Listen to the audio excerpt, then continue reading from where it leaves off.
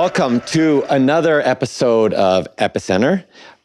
This is an in-depth series of interviews which we feature business leaders and industry influencers who are shaping today and tomorrow's digital economy. I'm here with Shelly Palmer, AI thought leader, business strategist, professor, inventor, composer, author, philanthropist, husband, father, grandfather, and one of the most amazing keynote speakers that I have ever heard in my life. Shelly, welcome to Epicenter. Wow, I'm humbled by that intro. Thank you so much, Ronen. I appreciate it. Did I cover everything? Or is there a couple more boxes? I'm not sure. I'm not sure I can even live up to that, but thank you. Well, I think you can. In the theme of AI, today's topic is AI or die. And I think it's pretty relevant to where we are today in the world. Yeah, for sure. So let's kind of frame this because we have a predominantly Asian audience. Mm-hmm. And many people don't know Shelly Palmer yet. They will after this week, that's for sure. But clearly you're one of the most in-demand humans when it comes to everything AI and how companies must basically have a strategy around it. Yes. But I'm guessing that you were not always an AI guy, right? No. So tell us a bit about, Shelly and how you came to this. We got a lot of time, don't worry. The origin story is, I guess, kind of relevant because people often ask me, how did you go from composer, producer to AI tech guy? And it's actually a direct straight line, but you wouldn't know it unless you understood really the nature of how AI came to be in the public spotlight. My mother and father, they met at Juilliard and they opened up music stores, a music store, and then ultimately more than one. And I grew up in a family of music educators, and they owned retail music stores. And there was a wholesale group and a mail order group. And I got to work like all kids back when I grew up. You worked in the family business. So I literally got to do everything from packing boxes to moving pianos. And that was how I got my allowance and what have you. But when I was about 12 years old, something magical happened, and it was defining. It was a defining moment in my life, and it was what you often when things happen to you, you don't know that they're going to change the trajectory of how you're going to be. But this was clear. There is an electronic musical instrument that was invented in the 60s and 70s, a group of them, and they were called synthesizers, and they were analog instruments that created musical sounds. There had always been some kinds of electronic music, but remember, audio tape and guitar pickups are all happening in the 40s, 50s, and 60s. The music is transforming, and my mom and dad were classically trained. They met at Juilliard.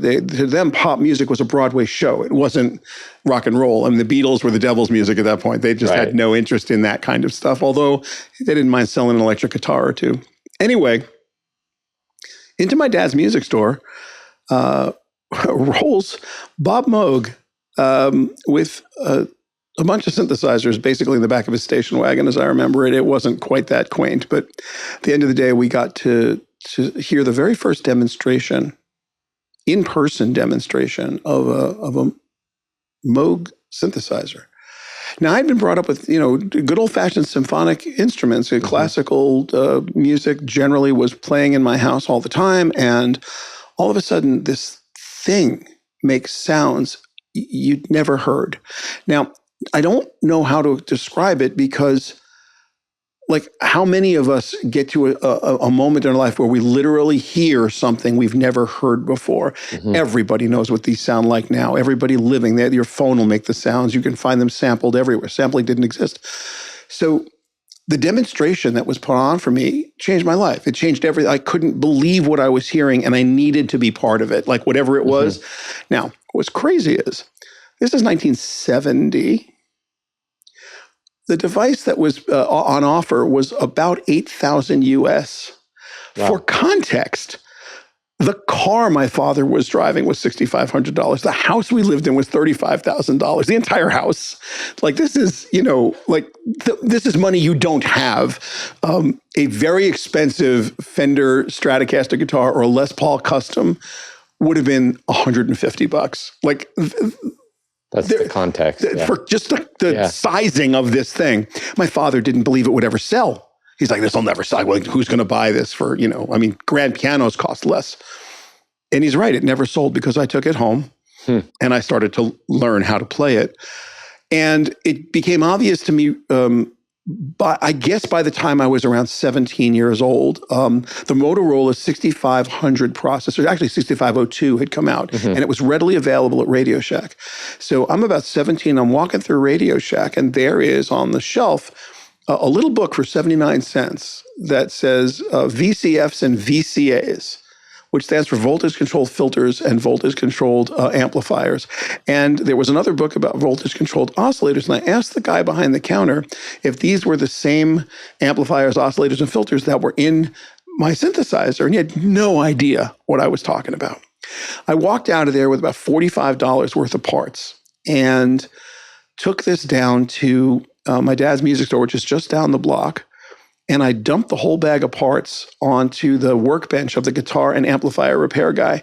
And I called my mom and I said, could you bring those 2 big cases on the piano down to the store? And we only lived a few blocks away. And she threw it in the car and she brought it over. And Walter, the guitar and amplifier repairman, said, what are we doing? Yeah. And I said, we are going to computer control this analog synthesizer. Whoa. And he was like, how are we going to do that? I said, I don't know, but I got a couple books here. We're going to figure it out. And we started breadboarding and soldering stuff. And my goal was to be able to take these knobs, these potentiometers, and quantize them so that rather than being continuous, they would have 256 different gradations so that I could dial in the sounds rather than have them be like arbitrarily found and tuned. And when the people at Moog saw this a year or so later at a show, I don't remember if it was at a show or at my dad's store, they told me it had to be patented. And that was my entry into this idea of computer-controlled musical instruments. Well, the analog instruments only went so far. And at just a few years later, the first digital or additive synthesizer started to be made. AT&T and Yamaha put together this wonderful idea of additive synthesis as opposed to analog, which is subtractive. You filter, you start with a big rich wave and you subtract down. Once you understood that you could do additive synthesis, it was not a big leap to start thinking, well, if we can build sounds that way, we could sample audio. You could digitally record and play back. And so started this journey into building the first digital audio workstation. And it is from that all of my machine learning knowledge comes, all the math that I needed to do to understand fast Fourier transforms and wave smoothing and all kinds of audio wave functions, and the ability to have the machine figure out what had to happen in near real time. And there wasn't a lot of RAM available, and there wasn't a lot of ROM available, and there wasn't a lot of hard drive space available.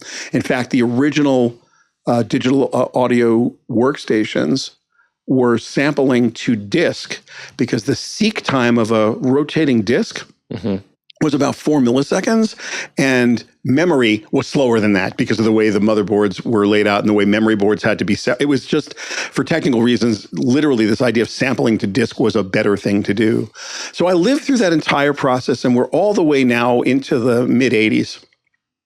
In 1986, in April, we put the very first ever fully tapeless recording studio online at 19 West 36th Street in Manhattan. And we did the first ever commercial recording session that had no tape.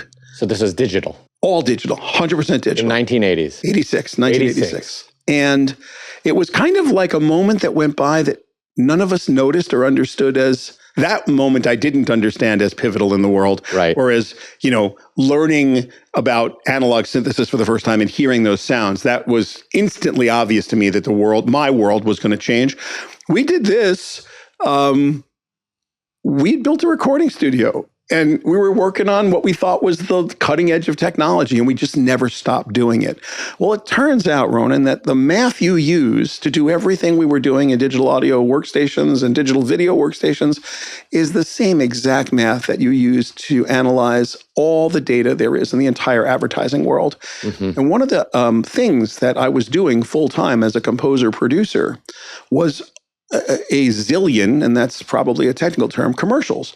I think if I took the job this year, I'd probably do the music for my 5,000th television commercial. Wow. I was pretty prolific. And so, this idea of sitting in a room with some of the advertising industry's most brilliant people who were busy talking amongst themselves while you're, working on making the commercial, you're working on scoring the commercial or mixing the commercial, adding voiceover and sweetening. Like, we were doing all this kind of stuff. And you would have luminaries like Barry Viteri or Jerry Della Femina. I mean, legendary people, Mary Wells Lawrence, sitting in the back of the control room talking about the ad with the client. And if you want to know what a master's degree in advertising is, you spend 10 years listening to the best advertisers in the world and the most demanding clients go at each other, and you're doing what they're telling you to do. Like, you'd have to be a moron not to absorb all of this. And so when it got to be time in the world for ad tech to happen, right, we were there. We were just there. I was there with personal knowledge of what it was clients were seeking, where the inadequacies were with respect to what the TV industry could bring, the difference between what the fledgling, now we're talking 2000-ish, what the fledgling online business would be capable of. Mobile doesn't exist till, probably 5 to 7 years later. You don't really get mobile till for between 2005 and 2010, like somewhere in there, mobile starts to evolve. Zuck didn't even think much about it till that point. So I was in this really unusual place to just be able to build on my own skills. And to be fair, I had to learn a lot more and still do. But all the things we were doing sort of pointed and built to that. And I wrote a patent in 1993, which Disney came to buy in 2000. And it taught this concept of OCAP, the Open Cable Application Protocol. And what it did was it turned cable head ends into, and set-top boxes into client servers, and allowed you to do things at the set-top box level or with the remote control that we would call interactive. So the earliest interactive TV patent. And that patent was fascinating. Disney wanted it because they were working on what they were calling enhanced television at the time, enhanced TV. And so if people remember back that far, we're talking now, the beginning of the century.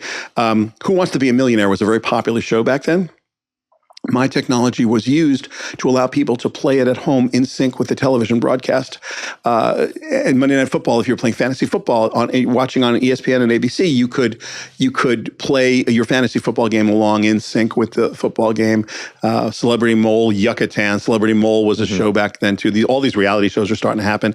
And there were game shows and people got to play along with it. So this technology Disney really wanted. And so they came and they infringed on my patents and they came and bought it. But what was interesting about that is I was sort of a little bit bored with the music business at that moment. And the dot-com bubble was, unbeknownst to me, about to burst. I didn't know at the time that we weren't going to be all in the dot-com. We're early 2000 right now. Yeah. And I had no idea we were going to be. So I'm listening to these guys and thinking, wow, this is a fascinating idea. Maybe. So anyway, long story, to shorten it as much as I can, I decided to take close my production company and take a consulting job with the Disney organization. We didn't ultimately close the production company. We just sort of kicked it over to the side a little bit. But I took a consulting project with them to watch them turn my patent to realize the patent turned into real technology. It was so cool to see the Disney people, the Disney engineers, like real engineers do like real work with like real stuff. It was on paper for me, right? I had invented this thing on paper and they made it absolutely real. in a way with Disney money. It was like real, like everything about it was real. And it went from something that I've been thinking about for years in the early 90s. And here they were making it happen. It was very cool. So they brought your idea to life. Completely brought it to life. Cool. And that sort of set me on a path. Wrote a book in 2006 called Television Disrupted, the transition from network to networked TV. Mm-hmm. And it talks about how the transition from broadcast to streaming is going to go, and the audience of one to many to the audience of one to one, and what that's going to mean. That got a lot of people's attention. And I'd been in the Emmy organization for like since college, basically, since NYU Film School. And so I got an opportunity to become technology chair of the Emmys and ultimately president of the New York Emmys. It was like a bizarre path. And we started this thing called the Advanced Media Emmy Awards, basically so I could figure out who was using the patented technology that we had.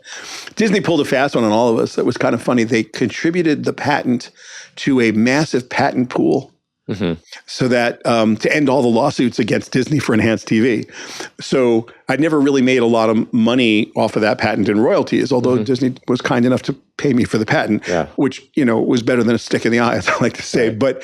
But they put a lot of patents in this patent pool in order to stop everybody from suing them over this, enhanced television division that they had started. And for other reasons too, I assume, in the mind of Disney, they do whatever they do. But what was beautiful about that is it sort of changed the trajectory of my career. And I was, still writing a little music, but what I was mostly doing was technology consulting about advanced media, and ad tech and martech were just starting to get really important. And it was just a wonderful time to sort of transition. And the rest, as they say, is history. We've been doing work with machine learning and AI, I guess literally since 1979. That's when I wrote my first machine learning algorithm. And Transformers come out, I'm going to say 17 is when BERT came out before that. But generative pre-trained Transformers, the attention's all you need, white paper, I think is 2017. And then, God bless Sam Altman. Like, ChatGPT, like nobody cared about AI other than in science fiction movies and whatever until November 30th, 2022. Right. That day, they launched ChatGPT into the public consciousness. And the funniest thing is that I teach it at the Newhouse School of Public Communications. And this technology becomes available on November 30th.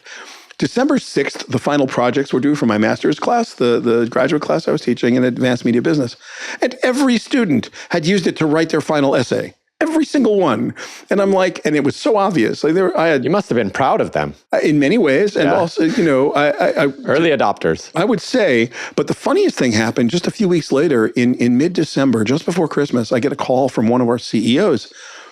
And he says, have you seen this thing? This thing. Yeah. Why, yes. Whatever do you mean? Because, you can I made a packing list for my trip and my wife wrote a birthday card for our kid. Like, this is amazing. And I'm like, would it surprise you to learn that we have 4 transformer models running on the premises of your organization? He's like, what? Can it make a packing list? I said, oh, Jesus. No, it probably could. We don't quite have it set up that way. That's this amazing interface that they've done in OpenAI, this wonderful chat interface. But we've had autocomplete running in literally in 4 different instances of autocomplete running with DaVinci 3 was running on their premises, which is really funny. No one cared about AI until OpenAI brought out ChatGPT, and now half of my clients maybe more, believe that AI was invented on November 30th, 2022. It's like, oh, they invented AI. It's like, great.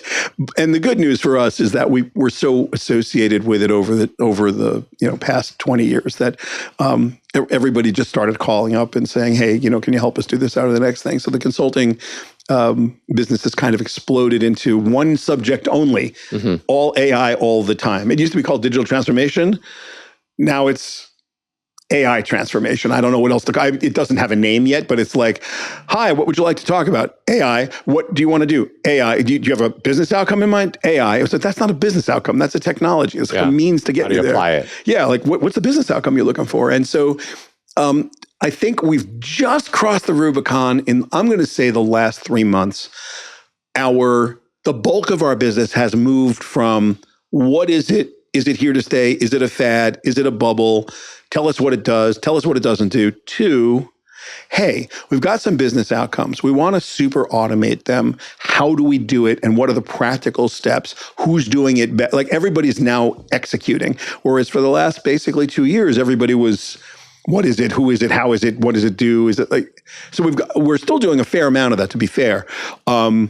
A lot more of it, I think, than you'd suspect this late in the game. Yeah, because people are just now coming around to that it's a usable technology.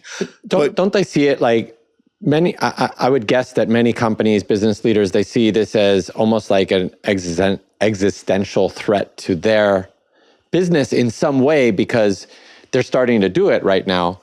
They don't know if they're ahead, behind, where they are in the curve, right? And I think for me, it's quite interesting. Like, why has it all of a sudden become like you said, it's not digital transformation, it's AI transformation. No, it's AI application, like AI outcomes. So it's existential to the companies that aggregate. Like what we understand about the World Wide Web is fundamentally under threat. Fundamentally under threat. Oh yeah. Search, link-based search, any way that you think about, if you're a travel site and your job is to find the best price, your days are numbered. Anybody who's doing any kind of aggregation like that. Why? Well, unless Tim Cook has fallen asleep, Apple is going to make deals with every hotel chain directly and every airline directly. And when Siri doesn't suck, and I think, they've already made deals with Anthropic to put Claude into the iPhone. But at a certain point, you're going to exhibit behaviors that inform the AI running locally on your iPhone that you need to make a reservation to do something with travel. It's going to recommend specifically and exactly what you should do based on your behaviors and your preferences, not that you selected, but that it intuited from your behaviors. And it's going to have the power to go and make that deal directly. And that has nothing to do with a travel site or a hotel site. That's not the actual hotel and the reason is, and I think people misunderstand this dramatically. The public internet is like 1/9 of service. Do you know the 9 thing, right? 1/9, 2/9. Yeah, 9. Right. So that's levels of uptime, if you will, right? Yes. But it's used kind of very familiar with that. No, but it's used kind of for everything, right? People, we'll talk about 2 nines of service or 3 nines of service. The public internet is like 1/9 of service, and if you're going to scrape a site or if you're going to a public API. It's not the site itself that's standing in your way so much. It's the internet. It's kind of like not built for you to do great, especially if you're doing something that's time sensitive. That's why people have private networks and VPNs and all kinds of other, different solutions. So is it in, and I'm not going to name a travel site because I don't want them to feel bad about themselves, but is it in the travel site's best interest to give Apple API access, direct API access? No, because it'll put them out of business. So they're not going to do that. But let's say that Apple, who's big enough to make deals with everybody, and I have no idea if that's their plan or not, but I'm just saying if I'm thinking about the future, and Apple goes ahead and makes deals with every travel company directly and has real API access directly to the reservation systems and booking systems, and in your iPhone is your PII, is your credit card information with Apple Pay, so it can actually make the transaction. And I'm up against somebody who decided, well, I'm going to do this thing over the public web. I'm going to go either scrape or make a deal. Like, there's no way from a time sensitivity perspective, if I go out on the public web and do this, or even public-facing APIs from aggregation sites, at 1/9 of service, about if you need, like, call it 10 sites to aggregate the full travel itinerary, you're going to fail about 1 in 5 times. Who's putting up with a 20% failure rate trying to make a resi? Apple does it directly, they're going to be spot on every time. And it's like the experience is going to change. And so everything we think we know about the things we know about, and this includes search in every way, these bots are not going to click on ads, at least not the way we understand ads. They're not going to interact with content the way we understand content interaction, nor are we going to need it. And even today, if you've got ChatGPT installed in your phone and you're in Bangkok, where we are right now, and you say, hello, Bangkok. Yeah, hello, Bangkok. But I just visited a temple. I forgot the name of it. It's got a jade boot in it that the king changes his outfit once every season. Boom. That's not Google. I didn't ask Google that question. Yeah. I asked that question directly to ChatGPT, and I had the answer. I had everything I wanted spelled out, transliterated, got the history on top. Like, what website did I go to? If you are a travel site here in Bangkok who makes their living selling tours and doing whatever, you're in serious trouble now. My behavior's changed. I will never go to Google and ask that question. It would never occur to me to go to Google to ask that question. So, and that anymore. Right. And it's going to get worse, not better, if you're a site owner. So I think those kinds of, when you say existential, it is existential. They're going to have to use the title of this podcast, adapt or die. It's AI or die, right? You either are going to have to be able to make some kind of corp dev deal with an AI organization, and it's going to be one of the Magnificent Seven, most likely, or more than one, or there's no way you survive past a point. Mm-hmm. And I'm wondering, and I don't know the future any more than anybody else does, but if you look at the way broadcast television has devolved with advertising, right? The way that, or some of the public facing websites of, let's just say, publishers who may get a little overzealous with ad tech, maybe one or too many thousand pop-ups, maybe one or too many thousand tricks where you can't even tell what you're supposed to be reading. It's 3 lines of the article, ad, pop-up, 4 lines of the article, read more. I was like, that terrible UX, who's going to put up with that in the world we're coming to? So I think how's that's it going to be paid for, though? That's the interesting question, too. It is an interesting question, but I have a very strange suspicion that without government intervention, it's going to be very clearly the owner of the distribution wins. Mm-hmm. And in our world, that comes in 2 flavors right now. And domestically, it's Apple in the United States. Ex-US, it's Samsung and Android devices. Although Huawei and some of the big Chinese manufacturers have, phones at every level. So anything that can run an Android will run an Android. And so, but the distributors, the big phone companies, the big distributors of phones, they're going to have the leg up. It's that sort of shift of the balance of power. Now, historically, the carriers haven't done a good job with that. When they've had the opportunity to go there, they haven't. Yeah. And traditionally, neither Apple nor Samsung has sort of taken that leap, right? You have Samsung Pay, you have Apple Pay. It's not like in Asia where it's a mobile-only culture. In the West, it's kind of adapted to mobile over time, and their behaviors are just different. They use their handhelds differently. So it's hard to make a prediction what will happen here, because whatever happens in Asia will be so far ahead of whatever we do in the United States, like light years ahead of what we do in the United States. We've seen that for a number of years, right? Yeah. Asia has been leading the way in mobile transformation and how it becomes a mobile-first experience or mobile-only experience. Yeah, mobile-only. And actually, I was just in Australia last week. And it's pretty interesting that 4 or 5 years ago when I was there, most companies were talking about their app strategy as, oh yeah, we do have an app, but it's not really the core of our business. Last week, everyone was talking about they need their app strategy down. It's become the centerpiece for how their customers are engaging with them, how they're discovering the wallet size, retention. I mean, everything has just become, and Australia is like the US. It's slow to adapt because they still have, the luxury of multi-screen there. Yes. Today we are 1 screen. That's all we need. Or maybe 2 on our watch. And I am almost positive that when my generation is no longer with us, that this will no longer be a thing. Like, in the United States, Spectrum's going to have to be used differently. Behaviors are already so clear.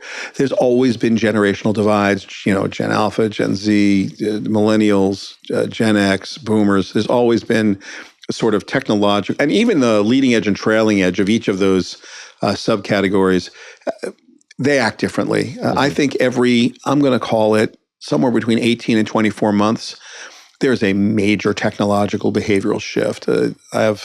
My wife and I are blessed with 4 granddaughters, and they are aged apart. And just watching the oldest and her little sister, who is just basically 2.5 years younger, their behaviors are completely different on their smartphones. I mean, completely different on their handhelds.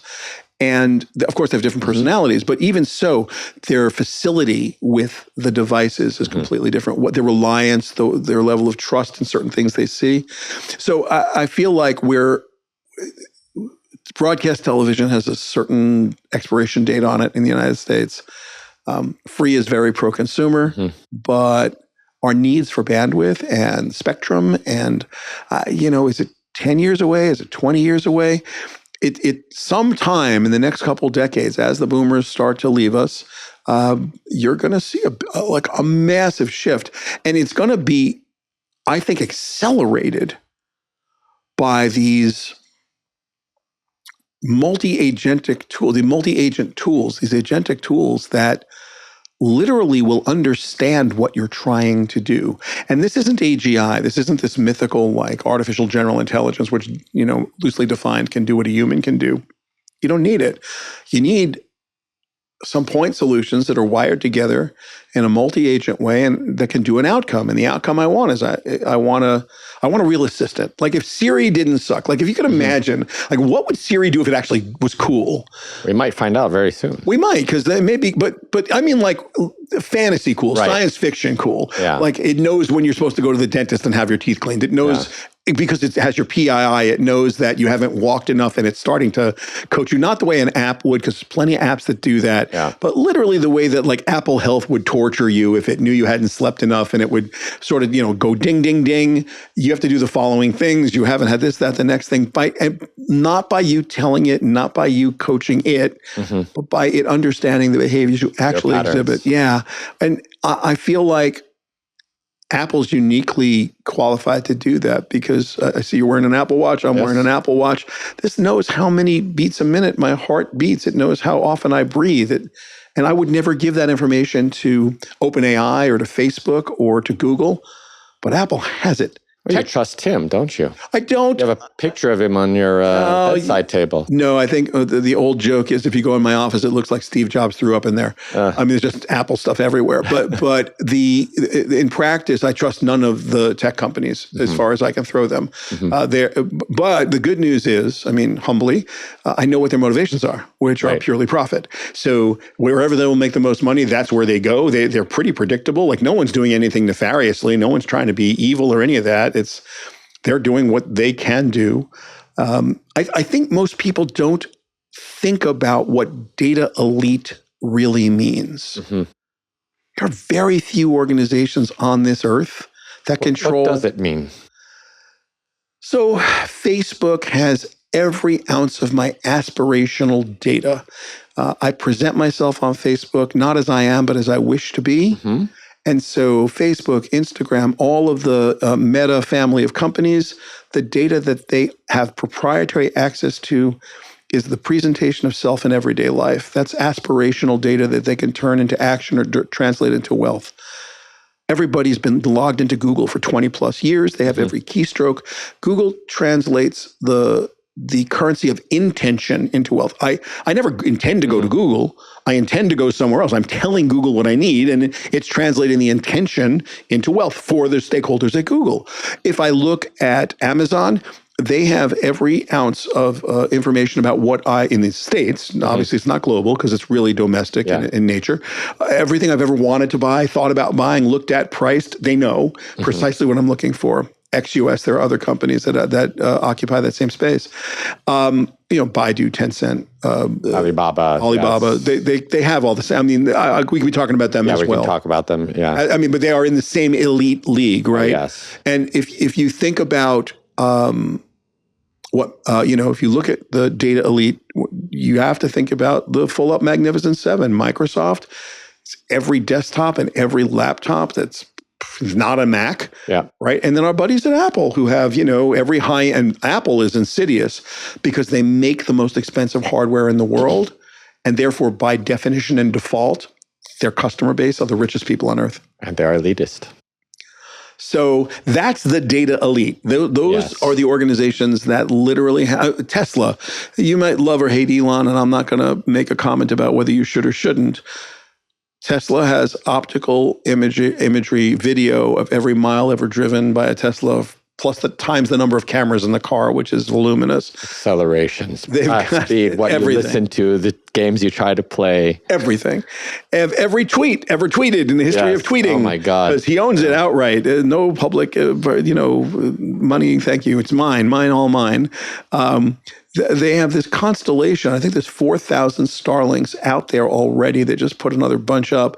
The goal is to have a constellation of 43,000 satellites circling the Earth. And, in 22, they made a deal with T-Mobile to be the exclusive satellite phone provider for a while, and then they'll make deals with others. He just this week, I think, announced that, he's going to start and do a year with T-Mo, and then bring in, the other carriers. God bless you. Oh, pardon me. I'm sorry. Allergic to something.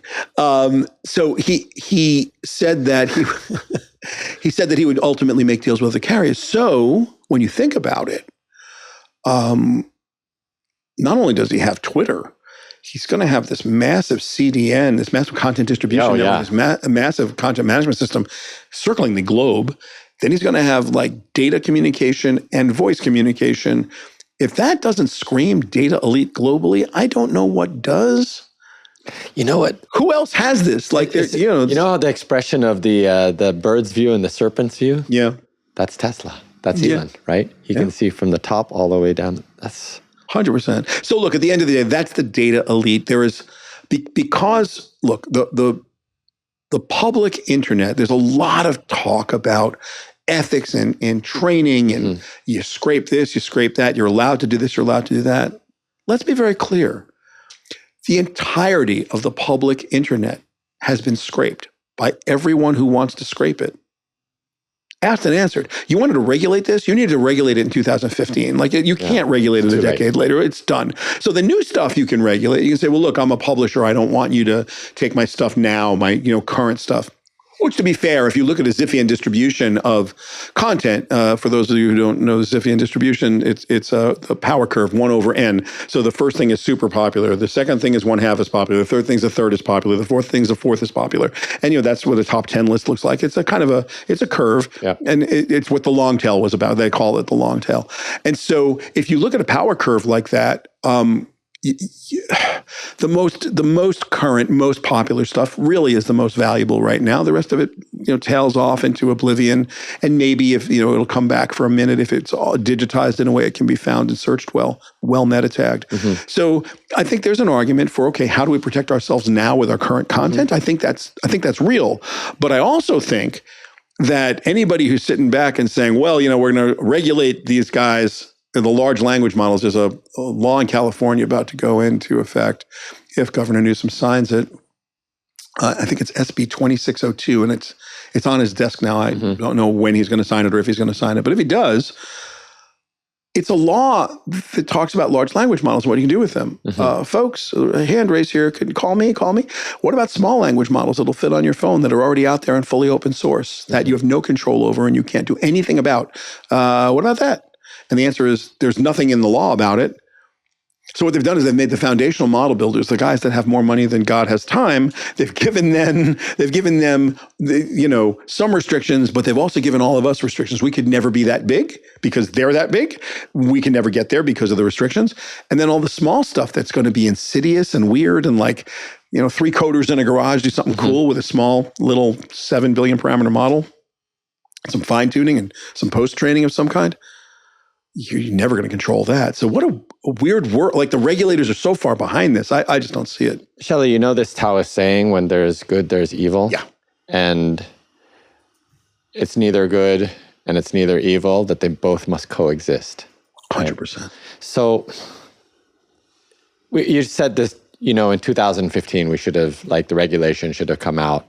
We're now in 24 and 9 years on, and are we too late? What's going to happen? How do we regulate this? What are your thoughts on this? So I think about this deeply, and all of my clients do too, because, if you're publicly traded, which most of my clients are, you're very sensitive to ethics and public opinion and rules and regulations, of course, as well.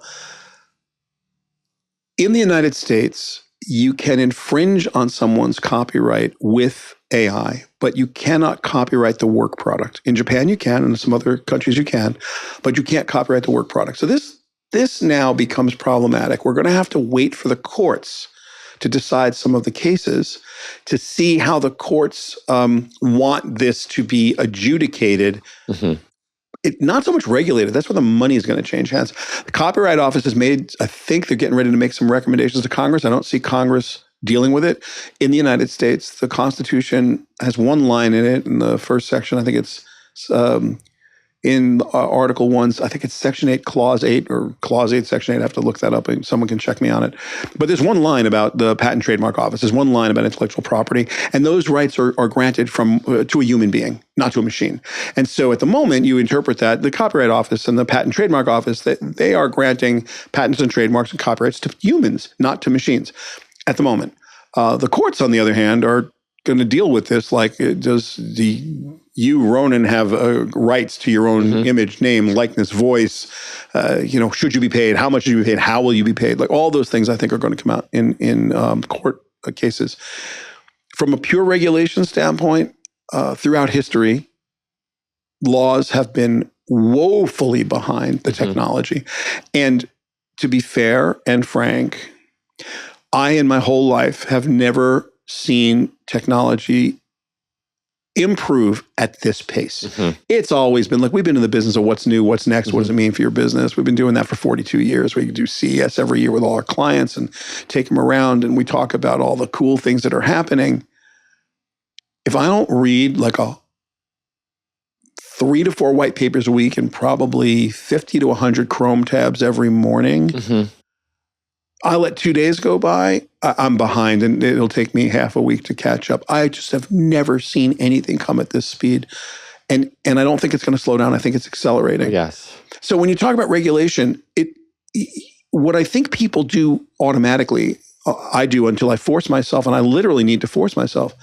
Like, you view the future through the lens of the present, but you shouldn't. You have to view the future through the lens of the future. You need to assume certain things already exist, even though you know they don't. But you also know that they will exist, and the question then becomes, what's the timing of that? Predicting the future is actually really easy. Predicting the timing of predicting the future is really hard. And everybody's got some aphorism or some, fun phrase they use about, things happen slower and fast. Forget all that. It's just, it doesn't happen the way you think it's going to happen. But in order to plan for the future, to think about the impact of regulatory on the going forward, history does teach us that big companies love to be regulated. It's called regulatory capture. They love it. They love it because they write the regs themselves. They, to be fair, and I don't yell at me, don't kill the messenger, just study history. Big companies spend a lot of money to lobby, and they buy politicians, and the politicians generally let them write the kind of regulations they want. Have anyone noticed when Mark Zuckerberg goes before Congress, or Sam Altman goes before Congress, or any big tech CEO goes before Congress, they beg to be regulated? They can't wait. It's like, why can't they wait? It's because they will be able to deal with whatever the regulations are, and they will profit from it or be more profitable. And the competition will never be able to catch them. These companies are so far ahead. And everybody's like, anyone can fall. Remember MySpace, remember Friendster. And most people don't remember Friendster. Remember MySpace. Facebook will go away one day. It's like, yeah. Not too soon. Yeah, the Facebook brand might disappear. People's desire to publish everything about their own lives may change. But if you look at Meta and the breadth of the technology, and I always say to people, okay, I feel you. I get what you're saying. One of my students the other day said, well, nobody uses Facebook anymore. It's like, seriously? Have you looked at the ARPU of Meta? Have you listened to an earnings call? Do you have any sense of what you're saying?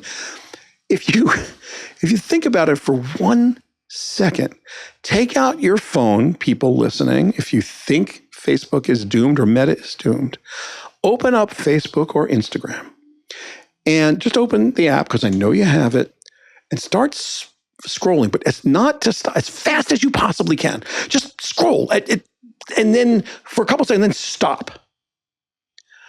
What you've just done at 60 frames a second is you've just scrolled through a feed that no one else on earth is entitled to. It's custom made for you, coming at 60 frames a second, as fast as you can scroll. Tell me the tech required to take everything you've ever done on that platform, ever, since you've been logged on from the first day, the location data, the stream, the ambient data around you, every ounce of data it can figure out about what you're doing, which is every ounce of data, create a custom feed for you and a billion other human beings at exactly the same time. And tell me when those guys are going out of business. Tell me the day you think somebody's building that network. Someone's building that server farm and making that. Someone's putting that number of computers and that amount of compute power. But like where and same thing with Google and the same thing with Amazon. Yep. And you go down the list of the data elite. You are so misguided if you don't understand it can't be done. There isn't money for it. And now you've got Elon, who's told us he's got $100 billion AI compute ready to go. You've got Satya and Sam, who have said Stargate, $100 billion by 28 launched. I mean, we're going to live in a world with about $700 billion supercomputers. Anybody got extra 100 billion laying around? Because that's what you need to play. Oh, and you need proprietary data because the public data is already taken by everybody. So you can't differentiate by saying, well, I'll scrape the whole public internet. It's been done. So now it's the public internet plus your proprietary data. Who has enough proprietary data to make the data actionable? If you just knew that and nothing else, you go along on the Magnificent Seven and you forget about it. There's no one else can. Will somebody make a great model? Yeah. Great scientists will make great models. Well, is there will we see the first 9-year-old self-made billionaire? Probably. Will that child be using some of this technology? Probably. Will they make something completely brand new? Or two little kids who are like got into Dartmouth for math early at 12 years old going to do something incredible? Sure. There will be unicorns. There always are. But if you're going to take a bet on the future, you're not betting on 25-year-old infrastructure. You're betting on the guys that are playing the long game and have been investing billions annually to stay current. And I think that's the lens. When you view regulation, you need to view it that way. You can't look at it any other way. Well, what's the right thing to do? Guys, we're so far past what the right thing to do is. We got to figure out what we're going to do. Like, how do you rein these guys in? And that may be very radical. Can I ask you a question then? Of course. Your podcast. My podcast. That's right. I ask, you answer. You're sitting in front of a executive of any corporate. What's the framework that, in high level, how do they approach their own, let's call it AI or die? Well, we've got an AI. Do you have a high-level framework that... We do. It's interesting, too, because we don't allow our clients to use any jargon, nor do we use any jargon when having these conversations. The way we frame AI to all of our clients is, let's talk business outcome. And first, like what are the business outcomes that you would hope to achieve? And the way we're going to achieve it, that's the strategy. What is the business outcome you're looking for? And the tactic we're going to use, we call super automation. What workflows and processes would you super automate? And if they could be super automated, would yield higher productivity to a point where the return on that investment would make sense. So it's a really straight up business calculation. If you think about the most simple of the AI tools, an autocomplete model like one of the chat clients. It helps you write, it helps you do this, that, the next thing. Everybody uses them slightly differently.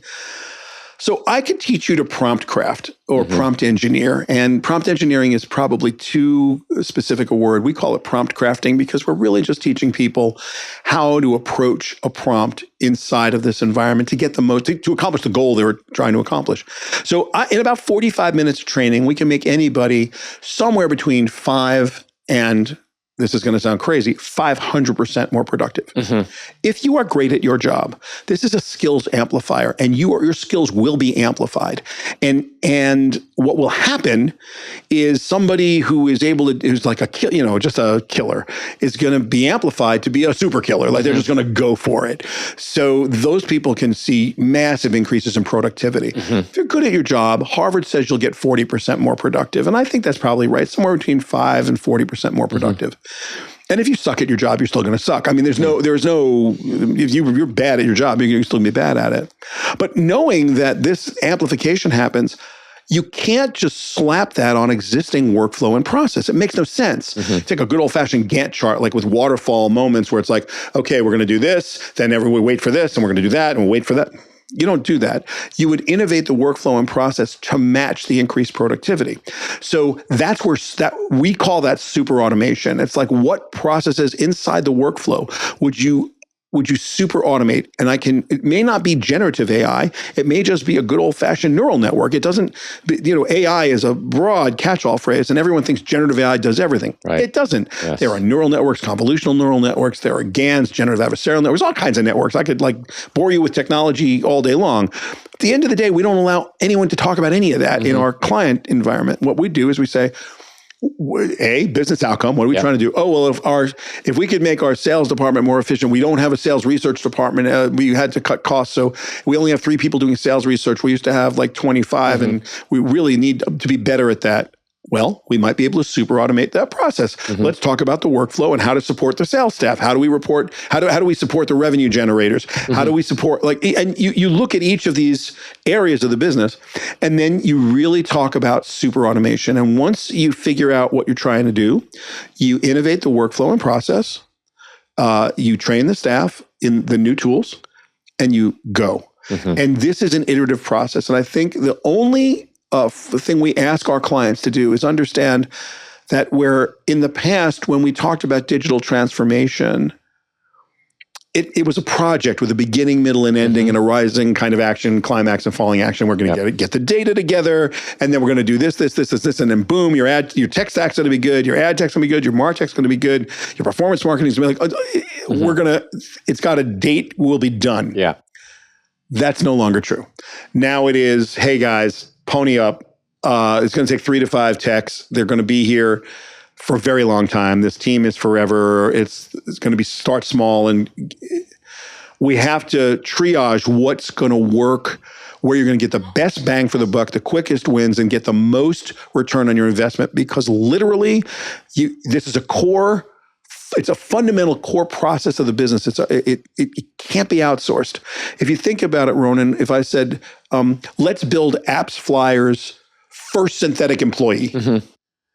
Well, are you outsourcing that? Of course not. So what components would you build? Like, I'm building its arms, I'm building its legs, I'm building its brain, I'm building its heart. Like, you're building the component parts. They need to be yours, which means you need to fund it. And that's what separates the big boy golf from miniature golf in this case, because you're not going to be able to make a financial commitment if you're not understanding, well, we got a business outcome. We've made a financial case for it. This is what we expect a win to look like. So this is the scorecard. Do we hit our numbers? Great. If not, how do we get there? And you build a flywheel around getting there. And that's the context by which we take each client through their AI journey. A lot of other companies do it differently. I just don't feel like slapping AI onto something makes a lot of sense. It's like a Band-Aid on, a heart attack. You just don't do it, right? You're trying to solve a new problem, and you're going to use new tools to solve a new problem. It could be an old problem. But what makes it a new problem is that we've recreated the way we get from A to B. And we've recreated it with completely new workflow and completely new tools. And unfortunately, for a lot of people, new skills. And I will say that the reason we drop the jargon and the reason I don't allow it in our business meetings is I feel that this is a leadership problem, not a technology problem. I don't think this has anything to do with tech. Tech is going to keep coming every day. You and I are going to wake up something new every day. Absolutely. But When you teach somebody to do something in 30 minutes that used to take them 3 hours, unless they're compensated or remunerated or otherwise led and inspired to continue work in minute 31, they're going out for coffee. How is that a tech problem? That's not a tech problem. People problem. That is a human being problem. Yep. Humans. And so if you're a leader of humans, you have to lead the humans. And it requires new thoughts about how to do that. Speaking of humans, imagine yourself now being 20. Okay. That takes a bit. You know, you're probably in college, you're probably approaching life, and what do you tell a 20-year-old self, you or any other 20-year-old there who faces this changing world? Like, how do they prepare themselves for AI, which I think is really it's the biggest shift that we've had since, I guess, smartphones, since the internet. I mean, this is major, right? What does a 20-year-old do? I'll tell you what I tell every parent who asks me, every person who asks me. I have the same answer. You want to have an education that Thomas Jefferson would have got in 1770 at Oxford or Cambridge. Mm-hmm. A little reading, a little writing, a little theology, natural philosophy. You want the broadest based arts and letters. You want the broadest base education you could possibly get, the highest level of aesthetic, the highest level of discourse, the deepest Socratic debate. You want to learn to think, hold two things, opposing thoughts in your head at the same time.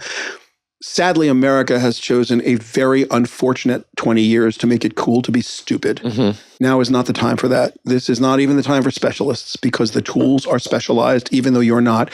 If you ask what was the influence of the Weimar Republic on the advent of World War II, you have not read everything about that. But the large language model has. Mm-hmm. And so if you don't know what you're expecting back as an answer, it's going to give you gobbledygook and you won't know how to sort it out. You just literally won't. To have an aesthetic, to have a point of view. I'd love to see people take a music appreciation class, an art appreciation class, understand the theater. Not because these are things you need to do to be a well-rounded person, because if you don't understand what the machines are bringing you, then they will amplify your mediocrity in a way so powerful you will not be able to hide, and there will be no place for you. Because somebody with better aesthetic, better understanding of the world, deeper philosophical commitment to learning will have 300 to 500% amplification of their productivity, while you are sitting there submitting stuff that is substandard to them on the same tool set. Now, everyone performs according to their gifts. So we're never going to be equal. But what you can do is you can be sure to self-educate and to put yourself in a place where you are learning the deepest level of cultural aesthetic you possibly can. And it could be in your own interest group. It doesn't need to be broadly based, right? You might like street art. Well, then be the best at that in the world. You may love hip hop music. Then understand that more deeply than anyone else has ever understood hip hop. You must go super deep in the understanding of what you're seeing. And most people have not been educated that way. Certainly our school systems don't work that way. Everyone's scratching the surface and barely. And then testing on, did you memorize this? Yeah. Not a good thing. No. So I would, my shorthand for that is whatever they taught at Oxford and Cambridge in the 1770s, which was the total body of knowledge of mankind in 1775. Like that's like you go to college there, the university, pretty much that library was the library. Every book there was every book that you needed to read. So yeah, go there. Now it's a much larger world with a lot more information, but that doesn't mean you can't come to it with this solid liberal arts approach. And humility has to be, I think, a key function of education now. I think you have to understand, you have to be smart enough to know you're not smart enough and never will be, and be okay with that. I can never know everything. I can only know I can learn how to learn, and I can know how to know, and I can be happy with the idea that every single question I have doesn't have a rote answer, and that there may be a couple of answers, there may be a cloud of answers that are all kind of maybe probable, but they're not when I got to choose the one I need for now. We're not taught that way. We just aren't. We're taught that there's an answer and then put the answer on the test and now you know it. Mm-hmm. I'm going to argue back. Maybe that was cool at a certain time when the British monarchs needed to build human computers to have the British Empire be able to have clerks and governors and barristers and lawyers all over the British Empire, and they needed to control it and get tithings and taxes paid back. But we don't live in that world. We live in a world of smartphones. We live in a world of handhelds. We live in a world of compute. And so none of those things are required anymore. What's required is a holistic approach to learning that I have not seen anywhere in the educational system yet. And yet it's the thing that will separate you from all of your competitors. Sounds like Shelly U is coming. No, it's everybody's individual you is coming. You have to seek your own path and be motivated to do it. And I feel like if a great teacher, now I've had some great teachers in my life and fantastic mentors, people that I don't think I could have ever achieved any of what I've achieved without their help. And knowing that you need to be a lifelong learner, like committing to that, it's sort of a lifestyle choice, and not everyone's willing to make it. Those who are, I think, will prosper in this new world significantly more than their competitors who don't. I think that's the edge, and I could be wrong, but I think that's the edge. So far, everybody I know who has sort of adopted that, or who lives that sort of philosophy daily anyway, is killing it when it comes to these tools, and people who aren't are struggling to understand how to get the most out of them. And I think the struggle is that it's not the way they were taught to learn. Just me. Speaking of you, what do you want your legacy to be? Oh, wow. I never think about it. Ever. Ever? Ever. Never have thought about it. Never would think about it. I don't look back other than to learn from my mistakes, which I've made a lot of. I screw up about as much as anybody I know, sometimes more. But I'm mostly interested in the projects on my plate for today and what tomorrow is going to look like. I very much have my head in the present and looking, ahead at the things I'm doing. Now I don't really look back. I think if I had to answer that question, you don't have to. I'd want my legacy to have something to do with that the body of work stands on its own. I don't have to think about it. I don't have to go back and say, when I was a kid and I did this, or look back at I hate when people do that. It's like the body of work is the body of work. Next, let's go. And that's sort of the way I look at life. That's awesome. Before we wrap, let's do a quick fire, huh? Okay, go. Must-read book by anyone besides yourself, like your own book. Well, a couple of them. Chip Wars is really cool. I love that one. What is the name of the book? I'm going to be so sad now. McChrystal's book. I don't know the name of General McChrystal's book. I don't remember it. It's A Team of Teams. Team of Teams. Team of Teams. Yeah, I love that book. I thought that book was amazing. So those two. Adding to my read list. Why has it taken so long for yourself and Mrs. Palmer to make your way to Thailand? On my bucket list for sure. We are so thrilled to be here and can't thank you enough for inviting us. If you could host a dinner with any three people on this planet, either alive or otherwise, who would they be? I would put me, Elon Musk, Stephen Hawking, and it's probably going to be a little weird. And if I could bring him back from the dead, Isaac Newton. And I would have that conversation. Wow. And it actually wouldn't be about science. It would be about how you think. Because I think those three people thought differently than any three. I could substitute Einstein for Hawking, but these are people with wild imaginations and the ability to make them actionable. And I am in awe of what those people were able to do. And love or hate Elon, he's done some crazy stuff. And love or hate Isaac Newton, I think he was pretty cool. So yeah, that's the group I put together. I think we're lucky to be alive while Elon's alive. So I appreciate him. He's a unique individual who brings out big feelings in people. But I guess people who change the world often do, as Steve Jobs used to say, right? Yeah. Chocolate, vanilla, or peanut butter? Oh, you're killing me. peanut butter with something vanilla nearby. For me, it's chocolate and peanut butter. I understand. Dark chocolate. I understand. No, I understand. I'm a renegade on this one. I fully accept. Favorite quote? That which does not kill us makes us stronger is my favorite quote. And that's a wrap. It's been a pleasure having you. My pleasure to be here. Thank you so much. This has been Shelly Palmer, AI or Die. AI or Die.